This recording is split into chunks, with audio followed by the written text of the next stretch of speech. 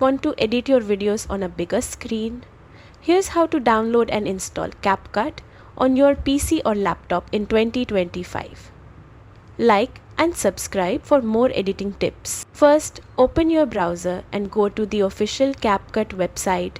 Just search CapCut for PC on Google and click the link that says CapCut official site. Once you're on the site, click the download for Windows or download for Mac button depending on your device. After the file downloads, open it and follow the install instructions.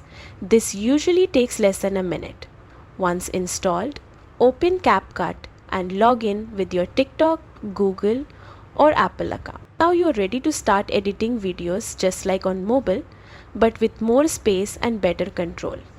CapCut for desktop has extra features like timeline editing, transitions, keyframes, and advanced effects. That's it. You've got CapCut on your PC or laptop. Like and subscribe for more video editing tutorials.